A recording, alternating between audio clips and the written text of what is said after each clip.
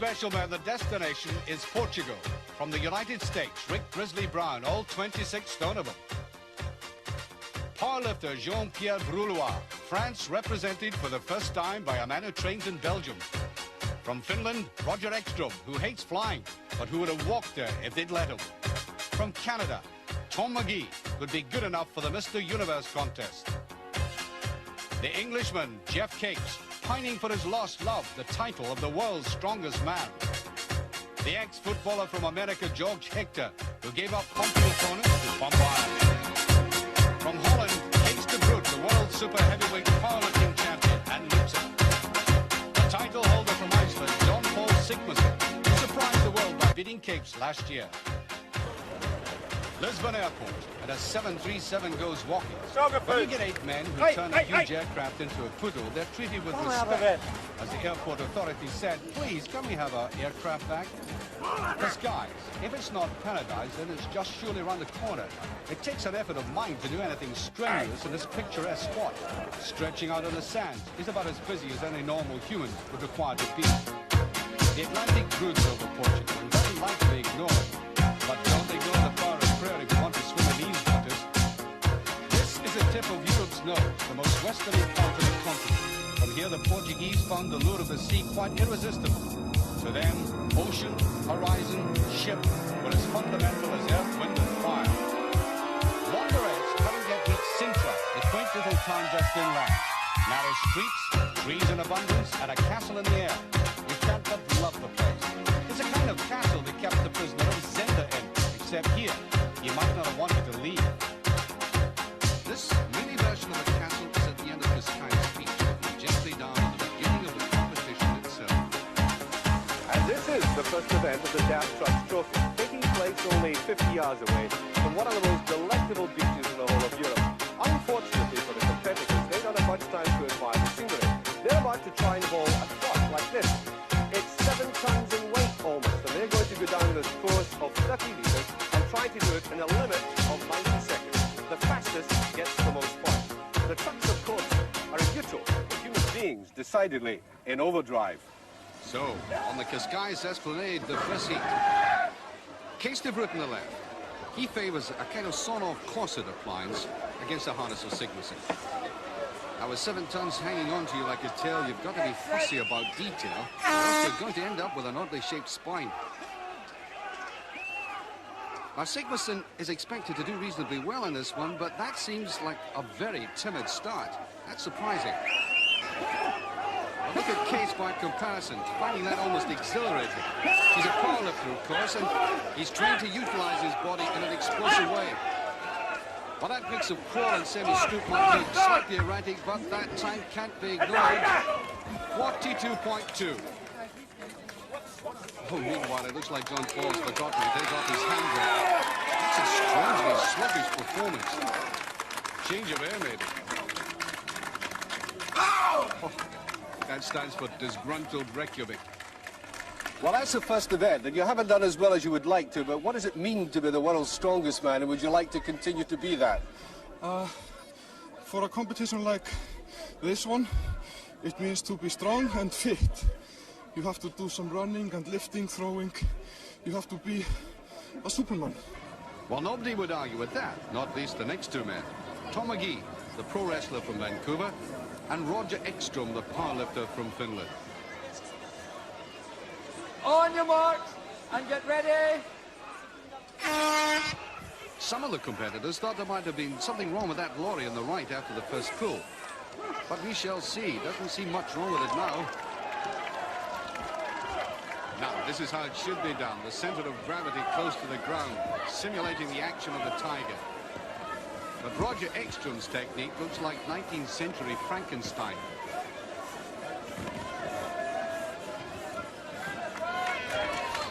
Magee's previous experience of this event is now showing as he lunges at the line in 41.6. He's in front.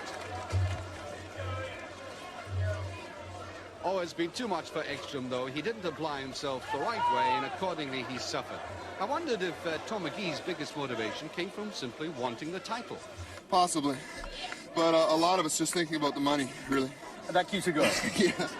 Well, there's 3,000 pounds at stake as Grizzly shapes up looking like some new kind of American missile. His opponent, Geoff, is in a mood you might describe as keenly determined.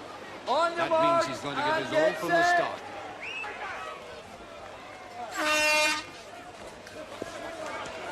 Oh, and it is a great start by the Englishman. Look at that nose, down like a bloodhound in the hunt. Oh, Grizzly by contrast looks as if he's struggling to get clear of the level, not just pull it. That's an astonishing performance by Cees. 30.7, way out in front. Well, in spite of having a 3-stone advantage over Capes, Grizzly, the pro strongman from Northern California, simply cannot generate the pace. And is he glad that so? Well, Geoff's time is going to take some beating, and you get the impression he deliberately psyched himself up for it. It's in fact a benefit to be angry. Well, it helps, I think. You know, if you're a boxer and go into a ring happy and want to wave at your mother, that's another thing. But if you want to go in and kill the bloke, you've got to use that adrenaline, killer instinct, the venomous sort of attitude to really sting it. So in a sense you put technique... Total effort. Well, total effort. Yeah. The technique was well done, the priorities there. No, I think my technique is pretty standard over the last 10 years. And it's just a question of applying all the force and aggression as I possibly could muster to assert position. I hope, well, I don't know the times yet. Well, yours are the fastest at the moment. Okay, so... you know, I've got a couple of week events in this championships, and so this has got to be good. Well, I had to have at least a good start. The last heat and Jean-Pierre Brulois' first ever event in this contest. His opponent, the other American, George Hechter. He could represent Capes' biggest threat at this event. On your marks and get set. Now remember, Hechter on the left is a champion pilot, and he looks very well proportioned and suited to this task. He started very impressively, but he's got to beat 30.7. Brulois being left well behind. Oh, Hector's putting everything into it, but his time isn't going to be good enough. 38.1, that's second, well behind Capes. Brulois is struggling, but he's the lightest competitor at 17 stone, and bodyweight plays a big part in this event. Now he's blown a gasket, and the breakdown van is heading his way. That means signing off time. Well, how did you intend approaching this event? Well, I watched the other competitors, Tom Magee, the ones that did very well, tried to simulate their technique. I was fortunate in that being new, I didn't have an idea what to do, and then being in the last heat, I could watch them try and duplicate what the successful people have done, Capes and Magee. And that makes very pleasant reading for Geoff Capes. There he is, where he likes and is accustomed to being at the top.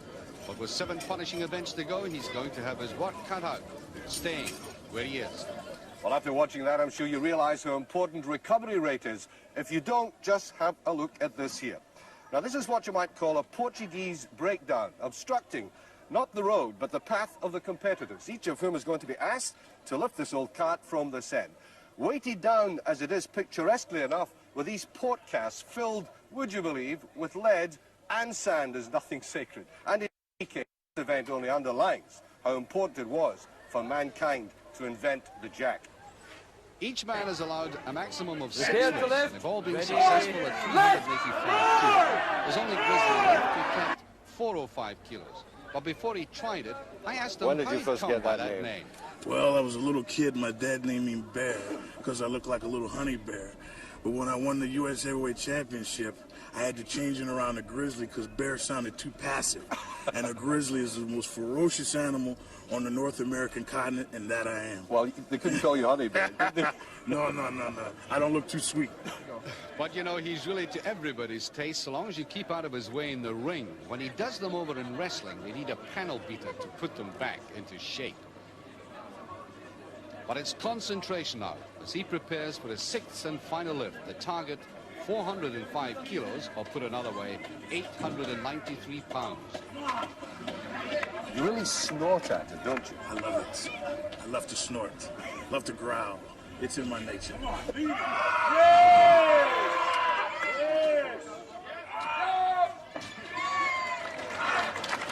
be confused by the scowls. It's their way of expressing polite satisfaction.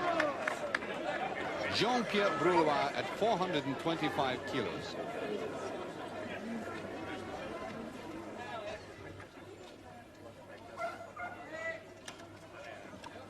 Ah, sacre bleu. In his company, even a 17.5 stone man can look like a little boy lost.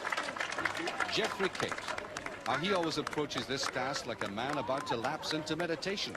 He's attempting 445 kilos, or 981 pounds, in his 5th lift. They bind his hands to the bar for a better grip. That way they can safely slap you in the face and get the blood boiling.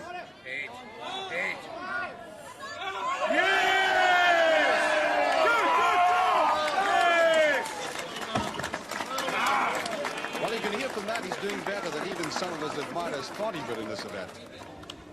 Now for powerlifter Roger Ekstrom. More weight's been added, and he's attempting 465 kilos, 1,025 pounds.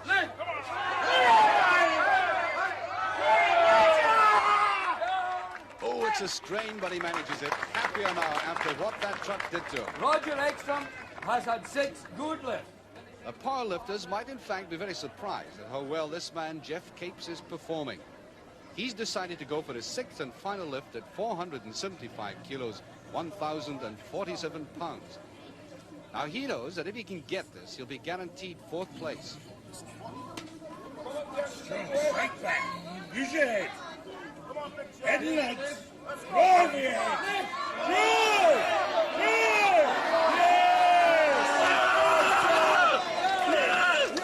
Oh, that's a defiant shout against all these people who thought he was over the hill. Canadian Magee psyching himself up as he prepares to lift 485 kilos. Magee. Now, to be fair, Tom's been complaining of stomach pains, but he's carrying on.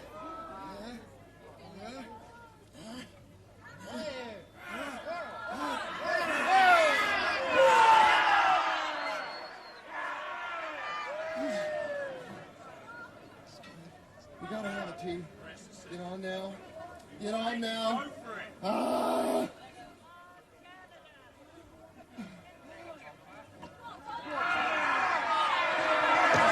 No, the soliloquy hasn't helped. He's finished, and he knows it. There are 3 left now. And firstly, Cees de Vreugd. He has 90 seconds to try to lift 485 kilos. For you. Up! Eerste lift. Ready. Go, Kees! Alles eruit! Laat die grote rug werken!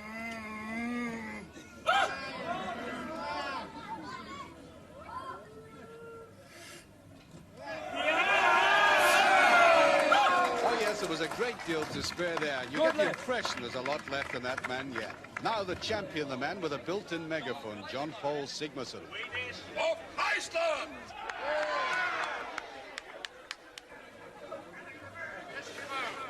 Some very brave person in the crowd has actually called him an Eskimo. And he's heard that remark all right. I'm not an Eskimo, I'm a Viking! If you hadn't been engaged in something else, you might have put the record straight another way. But to the matter in hand, a small matter of 495 kilos. Oh, the definitive look of triumph on that face. It's successful.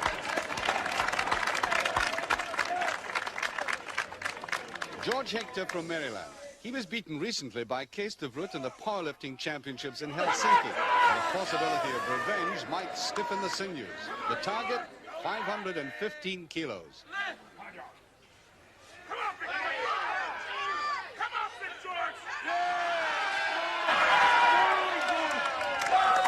He accomplished that without any real distress. Jon-Pall again.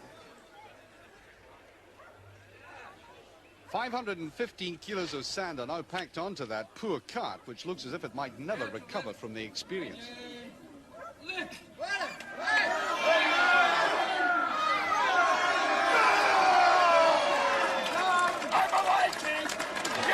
was also a bouncer in a disco in Iceland, and we have to assume it was a very well-behaved disco indeed. The weight has changed, the Dutchman hasn't. His stolid, dour approach makes him at times appear mechanical, but also very self-assured. He has a cruel and sadistic 525 kilos, 1,157.5 pounds to cope with here.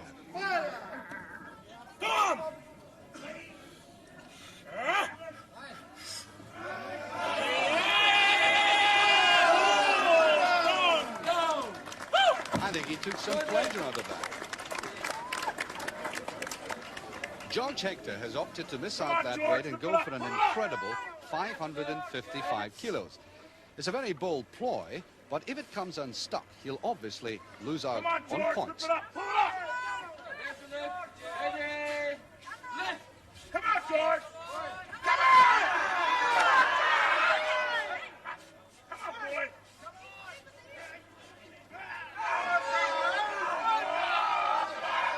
Well, it's clearly well beyond him, and George's gamble hasn't paid off. Muscles and sympathy.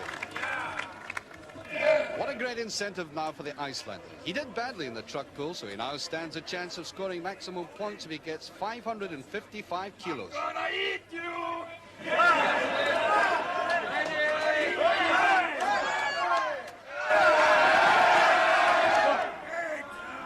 Lift your head!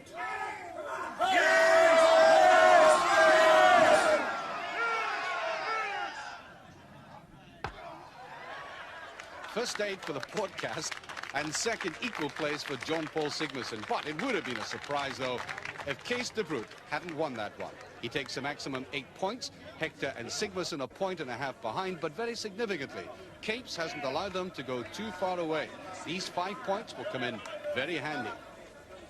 And overall, Hechter has edged out in front by that fraction. Cees and de Vreugd are linked together, but Cees' great rival Sigmarsson is an unusual 4.5 points adrift of him.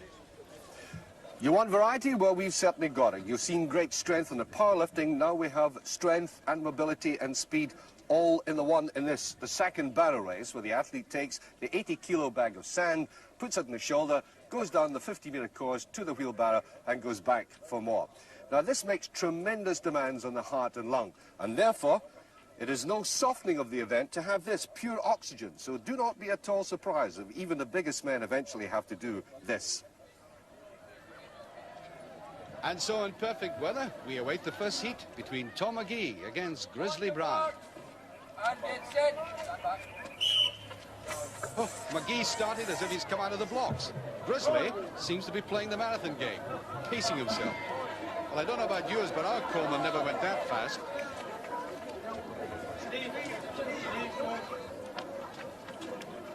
And no time to converse as they pass each other in opposite directions.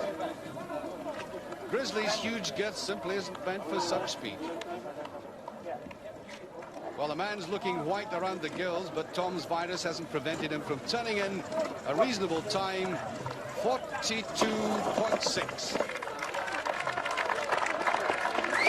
Do you think Grizzly's feeling it out there?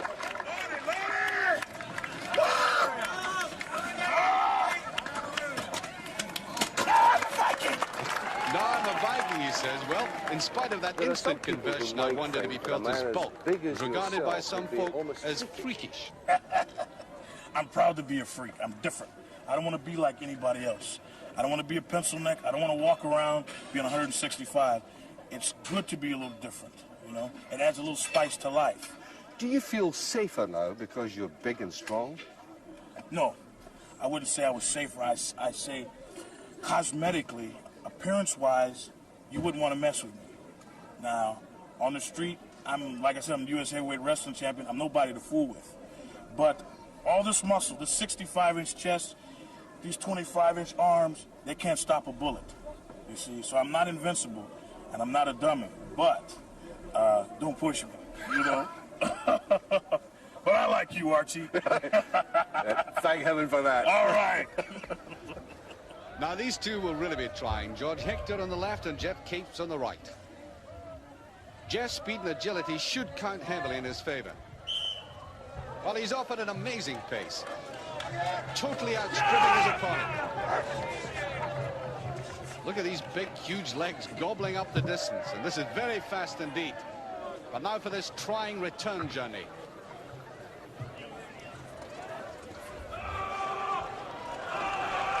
Well, this is more like a bayonet shot than a barrow push.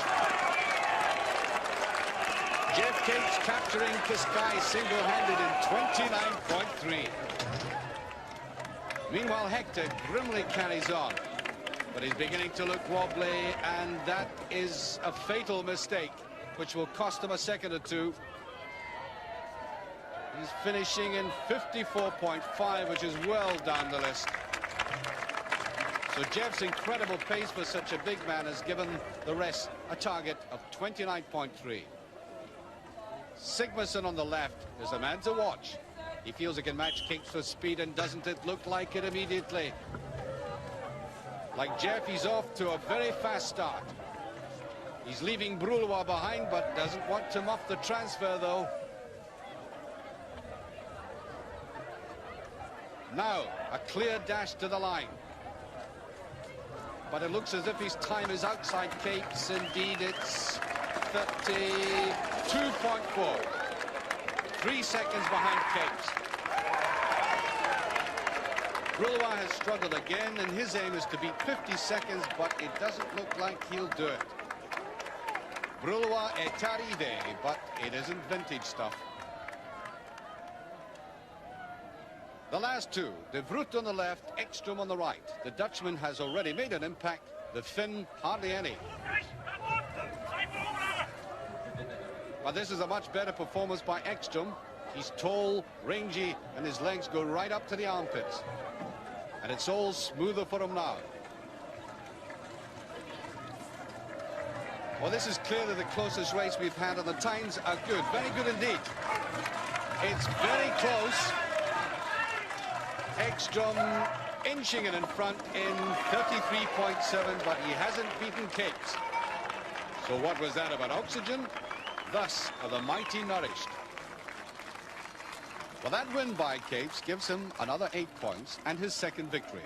Roger Ekstrom badly needed that third place, but the always dangerous Jon-Pall Sigmarsson is beginning to get into his stride. Just over 32 seconds, is that satisfactory? Yes. Stop showing your biceps. Yeah. Well, this man beside you, both of you are very close now. Are you beginning to get a bit edgy about that? Yeah, I had a very bad start, but I think a bad start is a good luck for me. Even giving this man, Mr. Capes, a start like that. But last year I hurt the lion. And when the lion gets hurt, Yeah. he comes back harder, and he's got to kill the lion before he's less dangerous. Well, the line is confidently in front at the moment. The ever steady Cees de Vreugd is second, and significantly Jon-Pall Sigmarsson has moved up to third place. But Geoff's 3-point lead is a useful buffer for any mishap that may occur later on.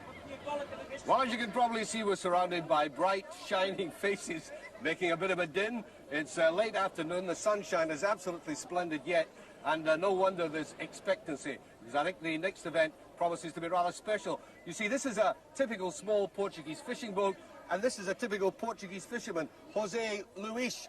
José and his boat are about to make a special trip, not out to sea, but into dry land up this steep ramp. José usually drags his boat up in the company with another 8 Portuguese fishermen. But guess who's dragging it up this time? That's right, the competitors, except that they're doing it solo.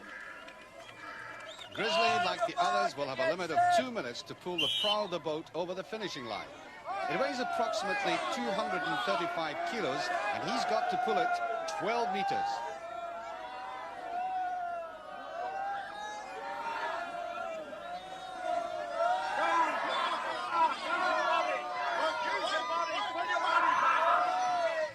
Well, this giant, using only his little finger, has actually pressed a man overhead weighing 11.5 stone.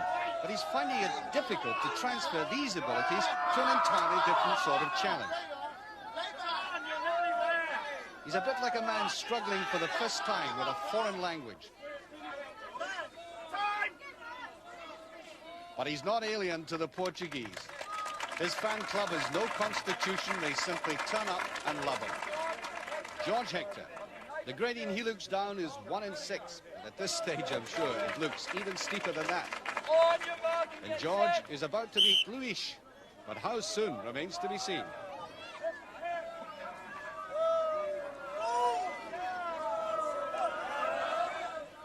Well, he's developed a very smooth rhythm, and that is a must for a continuous pull. But it's the last few feet which seem to rip the arms from the sockets. Time 28.9. And with this going on, the Skylark out there in the bay isn't doing much business. Jean-Pierre from Lille. Now, he has no English, but the word he should learn now is help. He's been overawed by the others so far, but he's learning all the time. This is the first time he's entered the competition, and next year he'll be a much wiser and stronger man. Well, he's straining all the way. It helps to have good, firm teeth to gnash on when you're doing this sort of thing. And his time, looking at the watch, is coming up to 38.9, 10 seconds behind Hechter, but the crowd recognize a triumph when they see one. And now, for your delectation, all the world's a stage to Jon-Pall. You get the impression that if he didn't have an audience, he'd rather play chess. Mark and get set.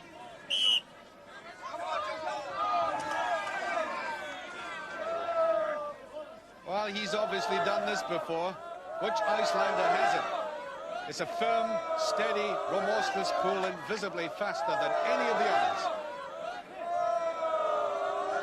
This is a crucial bit now. Straining at it as well, but confidently so.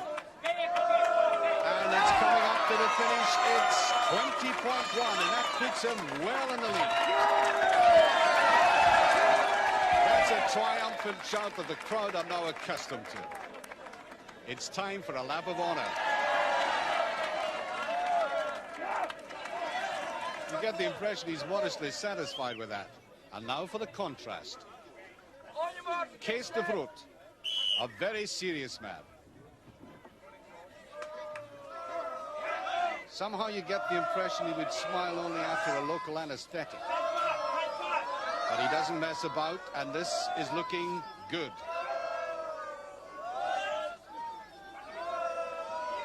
Well, the cheeks are out blowing, the tongue is out, he's biting hard, and he's finished, yes, in 27.8.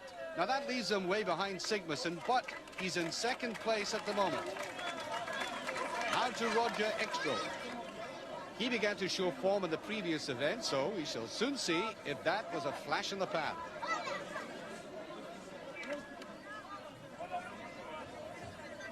The big man is finished by birth, but lives in and competes for Sweden, but bemoans the fact that his country doesn't properly recognize his achievements, which include 4 powerlifting titles.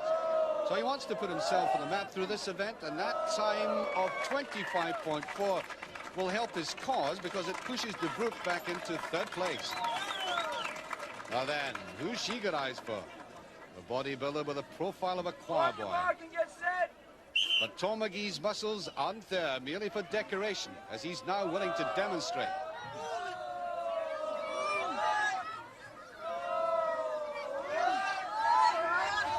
Alas, the lad has been suffering from that virus, and while the spirit is willing, the flesh is distinctly weaker than it ought to be. He really is going to the limits. That last pull, somebody giving him support, and the crowd pull harder. Tom, he's done it, he's finished. 44.3. And I can assure you, it's a virus and not the local veno collapso that's made him like that. Next competitor is Geoff of England. Geoff's versatility in the application of his strength has been the envy of his rivals over the years, so that 16.5-foot fishing boat could be in for a quick trip. He has to beat Sigmarsson's 20.1. And at the moment, he's making that rope look like a piece of string and the boat like a toy. And that is approaching a very fast time, yes.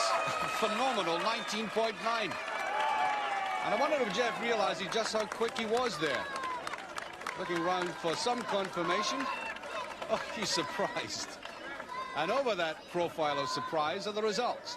It's Cape's 3rd outright win, but yet again, Sigmarsson is just in behind him, with Ekstrom picking up another 3rd place. But it did occur to me that with all these extraordinary demands being made on the body, was there not a persistent fear of injury? I think you've really got to go back from my athletic career. I mean, don't forget, I've been competing since I was 6 years old. I'm now 36 years old. And I've been at it for 30 years. And apart from the obvious niggle, muscle pull and such like, I haven't really been injured at all. I've been very, very lucky, touch wood. And, you know, the guys know what it's all about. They know what they're doing. They're the best in the business. And if you do know what you're doing, then there's no problems at all. A glittering end to the afternoon. That 5.5 points gap is looking quite unassailable at this stage, but you can never discount the younger man in second place. But there's not much time to reflect before the next event of the evening. Ask not for whom the bell tolls. It tolls quite obviously for the 8 gentlemen who are about to perform other feats of strength in front of this attractive town hall. This is called a bell hold, each bell weighing 12.5 kilograms. Now, we've already observed some pain in some of the events previous to this, but nothing so acute as you're now about to observe. What kind of pain? Well, supposing you're on a family holiday, lifting suitcases, the arms almost falling off, and the wife says, hold them out flat until I powder my nose. That, I think, is the pain of the bell hold. Hechter first. Go! Now, what you have to watch for here, a little telltale tremors along the arms. That shows the start of the weakening. The arms must not fall below the starting level. And trying to keep that level is what very quickly induces the pain. The competition record is 58.5. Hechter is beginning to quiver and to struggle. Down it goes at 45.9. I think he's relieved it's all over.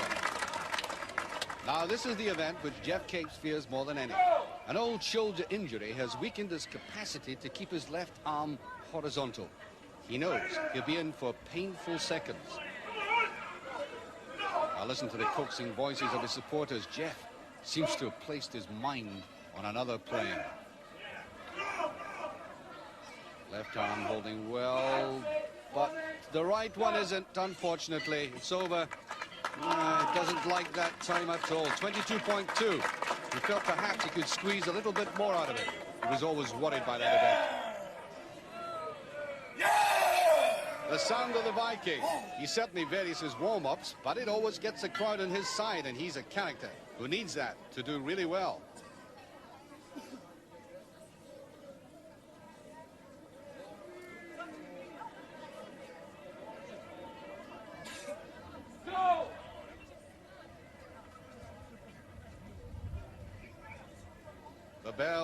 The bells, watch them. He has them well steadied at the moment, and he's biting deeply into the time.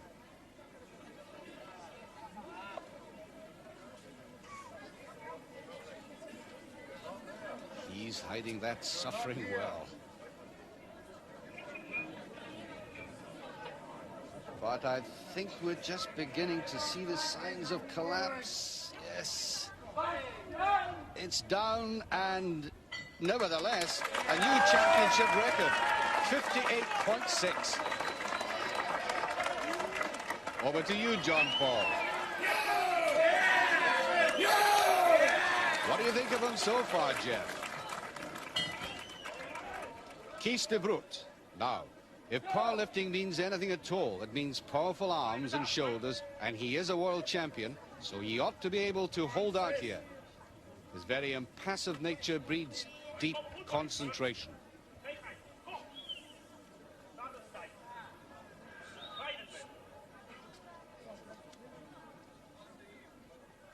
Remember, the weight of the bell at the end of each arm, 27 pounds. And he simply can't hold back the anguish, even though his trainer's urging him on.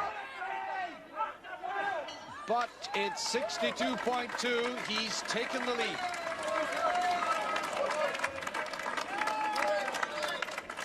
And now the Californian who's put a smile on the competition, the gentle giant.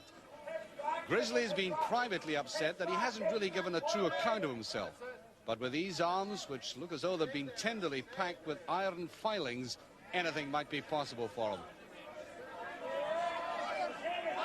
The arms are holding fast, but he's now calling on resolve to will, and the vocal cords give assistance. Oh, look at the jumping Geoff. He's a spin. He's staying long enough to win. Yes. 64.8. The Bears back in business.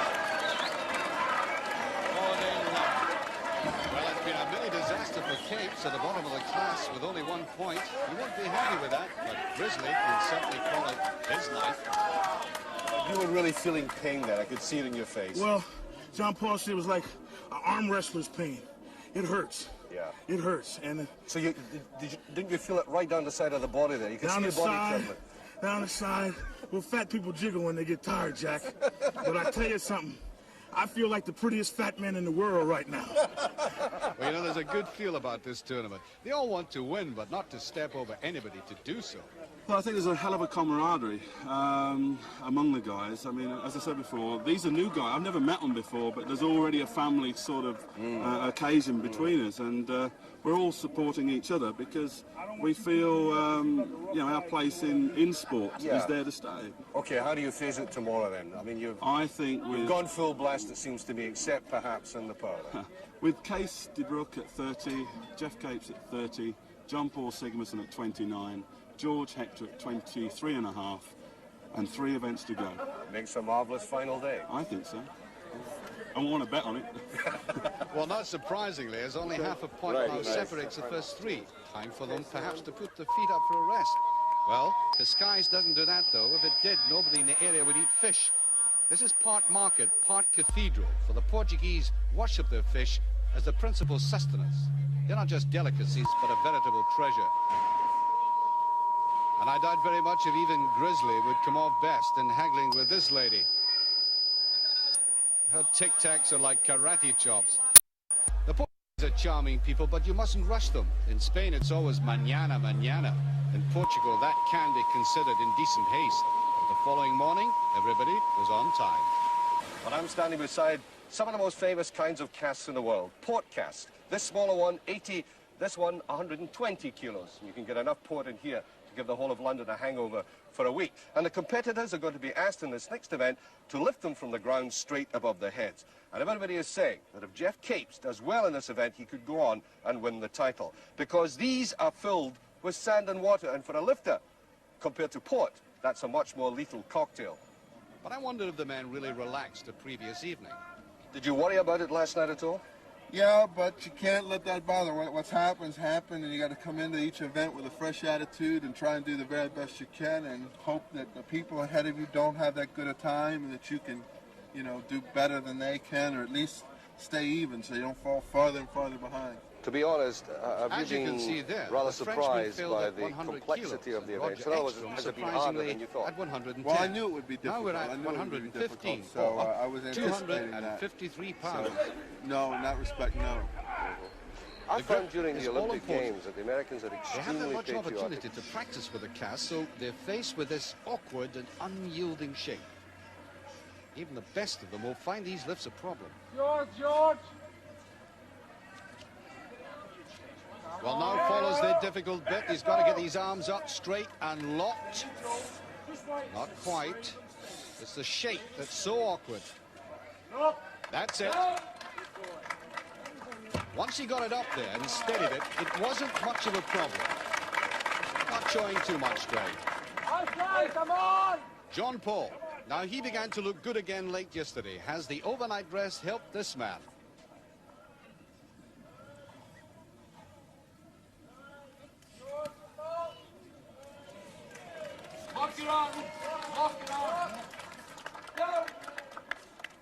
Well, the referee slightly surprised him by asking for a straighter arm.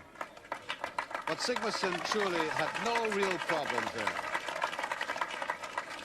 That little girl looks utterly bewildered. De Vreugd. He should treat the weight with contempt, but perhaps not the shape.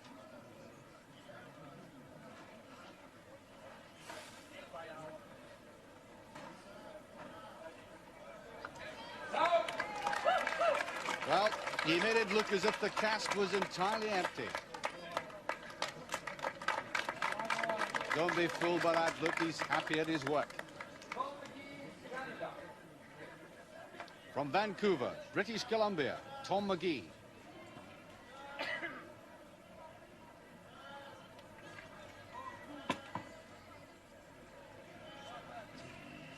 He hasn't shrugged off that debilitating virus. He still looks very pale and drawn, but nobody can talk him out of carrying on, and despite all, that is a clean effort. But one wonders just how long he can go on. Grizzly has a problem with this one, his waistline. Bending is more an expedition than an exercise to him. Come on, Grizzly! Oh, he's gone at it much too quickly. Remember, there is a time limit of 90 seconds to a lift.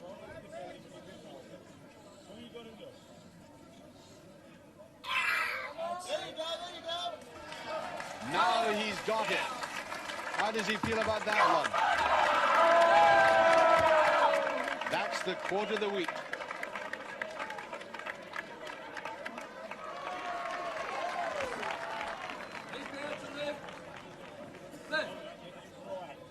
Cascais. The big man's dignity was slightly mauled by his failure in the bell hold, but by the look on his face, he's going to eradicate the memory right now.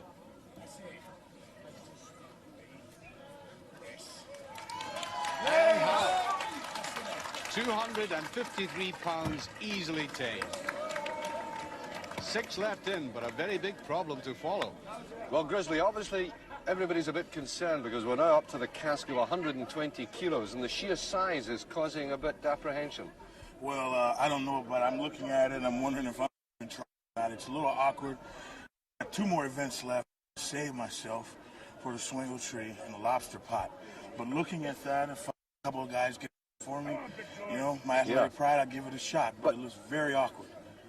Awkward and extremely heavy, 120 kilos. And you've got to take what Grizzly says seriously. They do have a major problem.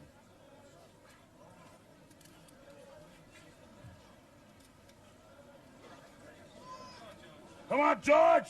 Let's go, big guy! Well, it's now beginning to look more like a wrestling match than a lift.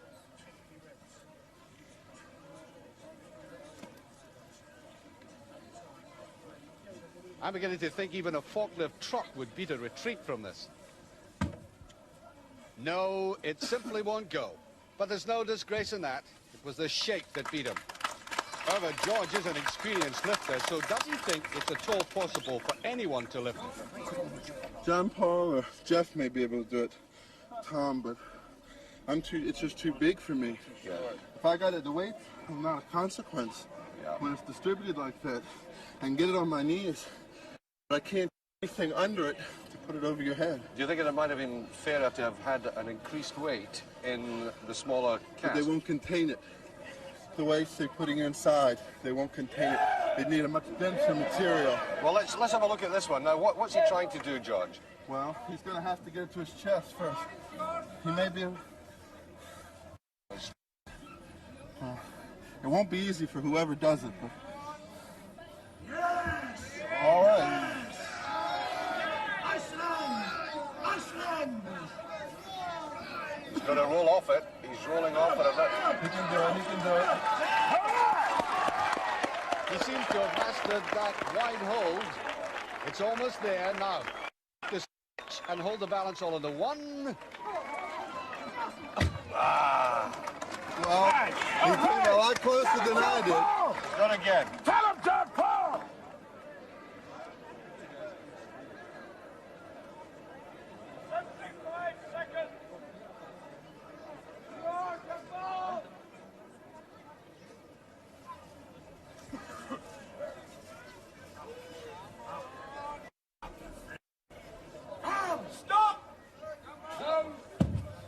No, even for a Viking, it's beyond mastery.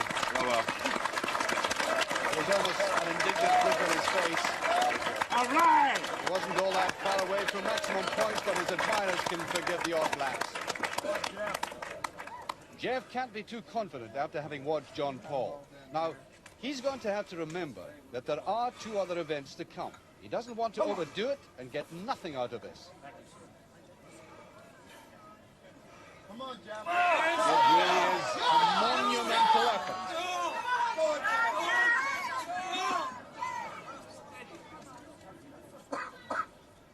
He's not going to give up easily. Now, what's happened here? It looks as if the rim of the barrel has bitten into his bicep. You can go off Port Cask quite quickly, you know. The doctor will look at his arm. Let's hope it's not too badly injured. So the result of that tortuous exercise means that we have 6 men sharing first place. But trying to lift that barrel was a Herculean task. Does Geoff regret the amount of energy he must have expended? In strategic terms, I think you must live to fight those next 2 events. Because if you look at it, I think there were 6 of us shared equal points. So basically, we're on scratch again as we was last night. And in a sense, that's not too for you, is it? In a sense, no, but it'll be very interesting in the last 2 events. The organisers couldn't have arranged a better finish than this. We'll have 2 more events and the silky Portuguese afternoon to enjoy before we know who the world's strongest man is going to be. What you're now about to see in this tiny little part of Portugal is a very old Scottish sport, and Scotsman David Webster, who's the referee for this, is going to demonstrate it with me now. It comes from the old farmhouses in the northeast, in which in the winter the farmers would sit like that and test each other's strength. And one would try to pull the other from his seat just like that. David, of course, isn't trying. How could he against me? The competitors are trying. It's the only event in which they are in direct contact with one another. Are the men, I wonder, as placid about this as Cascais Bay? I should think, now time will tell, because I've never done it before, I should think a tall person with very powerful hips, Geoff Capes, should win. It would be my pick. Oh, good old George. Well, we'll see. You win, you buy my boy a shirt. I win, I buy your boy. All right? The irrepressible pair, Grizzly and Jon-Pall. The formal grip is one hand over the bar, the other under. Fierce looks are optional. Well, body weight, and in Grizzly's case, 26 stone of it will play a big part in this contest. But that's a pleased girl. After all, it isn't every day you get one over on Jon-Pall and get away with it. That pair are really lapping this up. In the first series of bouts, only 1 pull is required. Magee and Ekstrom face each other for 7th and 8th place.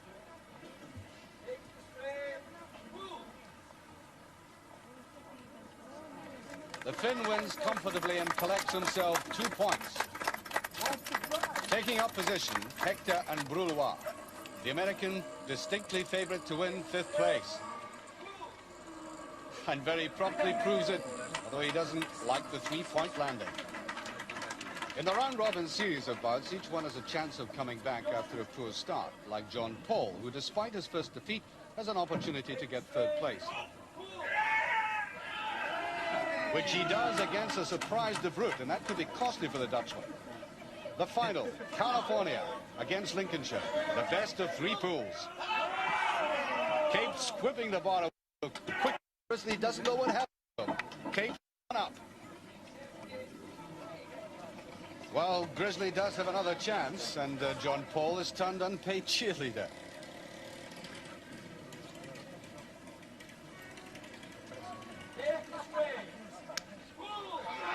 Oh, there's no stopping Capes now. That was simple like taking toffee off a child.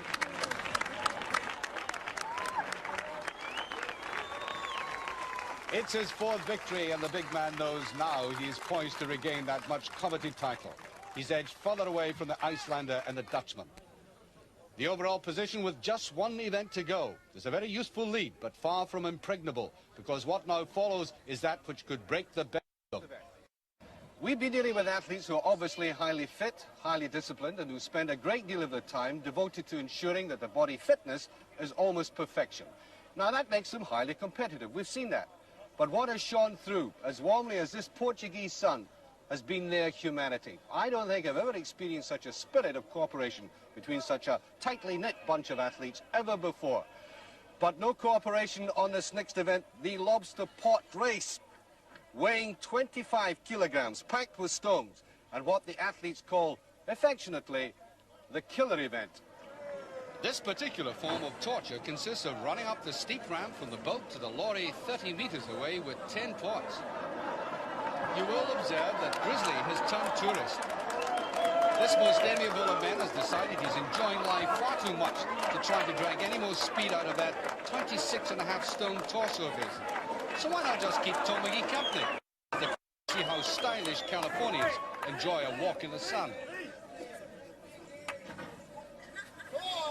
Magee has heard of the tortoise and hare story. He cares not a jot for the moral. Because the bear is content to let folks see how 26.5 stone might handicap you when it comes to slopes and lobster pots and speed. But as a lovable human being, not one jot. Magee could turn out to be a very important man in this if his time is fast, which it now promises to be. But he's finding out the nature of the beast. The hill and the lobster pots are beginning to take their toll. That initial drive's gone. He and his virus are struggling the last few spiteful yards. At that time of 2 minutes 3 seconds could set Capes a problem if he fails to reach his true form. And it's a brave effort from the Canadian. Perhaps Grizzly thinks he should now audition for Superman 4. Cees de Vreugd and George Hechter have decided on an entirely new tactic. What they're doing is assembling the lobster pots at different levels on the ramp before they fill the lorry. Different, but I wonder if it's really all that effective. There's no rule against it, only the time is. Look at that pile he's got to put up with. And they're not really making any great impression. One more last heave from de Vreugd. Up it goes, and he's finished in 2 minutes 39 seconds. A very good time indeed. Well behind Magee, but well in front of the oxygen mask. All that suggests that unless Cape performs tragically, he'll win the title. He needs to achieve a time faster than Magee's. Jon-Pall himself is prepared for a final flourish. And in a sense, there's a personal duel going on here outside the title itself. The 25-year-old Icelander has become a great friend of Cape's, but the Englishman will never forget how he lost this title and how some people automatically assume he might be over the hill. He's not, and he's out now to prove it not only to others, but even perhaps more importantly to himself.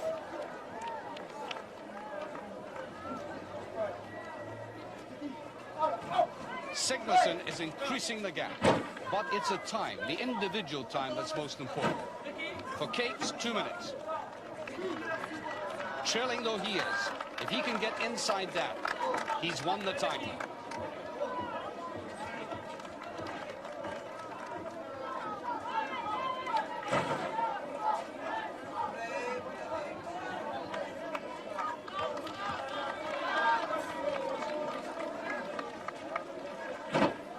Capes is pacing himself as if his body clock is telling him that everything is on schedule. It's all now a very hard grind. And beautiful sands become a pestilence as the legs tire and the wobbles spread from the knees up through the body.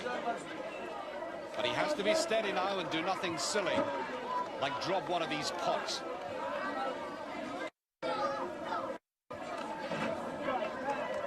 The frame remains upright. The last 2 pots for the Icelander. The final surge. And it's all over in 1 minute 41.1 seconds. Time for a last demonstration. Cascais might even ask him back as a tourist attraction. But the eyes are on Capes. Up for these last 2 pots. Look at the timekeeper. Has he done it?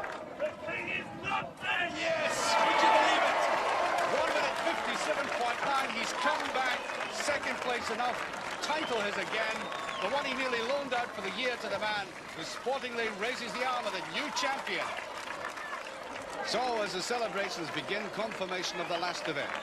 Magee salvaging his pride with a hard-won 3rd place, which acted as Geoff's target time. The proud Sigmarsson abdicating the typically final defiance. How did he feel when he heard Geoff shout, "He's not dead"? He was never dead, but I took his crown for 1 year, and I will be back for my crown, because I'm a Viking warrior. I will always be back. Grizzly's not a Viking, but he'll be back because he likes being with the greats. I think Geoff Capes is one of the greatest strongmen that ever lived. You talk about durability, you talk about Geoff Capes. You talk about a man who has endured and who seems to get better with age, like a fine wine. It's Geoff Capes. The consummate professional. When I needed advice, I went to Geoff Capes. I went to Jon-Pall. These men are great stars at this. I'm a great star in my business. I'm a great strongman, but I'm also learning. Geoff Capes is the Muhammad Ali of strongman. I don't think you could put it any better, could you? I couldn't put it no better. So is this really the ultimate for Geoff? How much longer do you want to keep on going in this particular event? It's a good question. Obviously, like at the moment in time, I'm very tired, and Next year. until next year. But Well, I'll have a good long rest. Well, there have been some suggestions that once winning this again, you've set your sights on it, that you would quit at the top. That old phrase. Yeah, I quit at the top in athletics, and give me a couple of 3 weeks to think about it. I'm still not sure. Obviously, after winning it again, it's another year is another title. But So what you're saying, coming up there, getting and winning the title again, has rekindled the enthusiasm. yes, it has. You know, it's like having a couple of years in the wilderness and coming back again. All right, come on. If you could possibly give me an answer.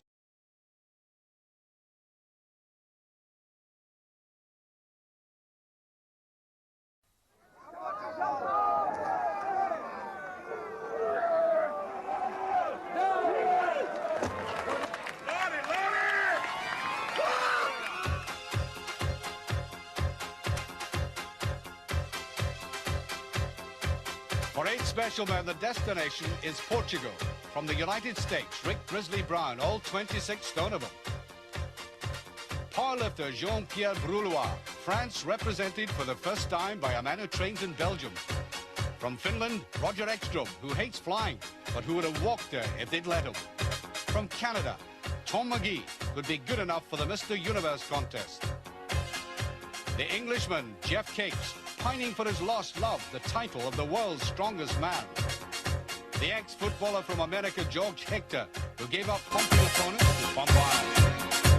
From Holland, Kees de Vreugd, the world super heavyweight powerlifting champion and loser. The title holder from Iceland, Jon-Pall Sigmarsson, who surprised the world by beating Capes last year. Lisbon Airport, and a 737 goes walking. When you get 8 men who turn a huge aircraft into a poodle, they're treated with respect. As the airport authorities said, please, can we have our aircraft back? Cascais, if it's not paradise, then it's just surely around the corner. It takes an effort of mind to do anything strenuous in this picturesque spot.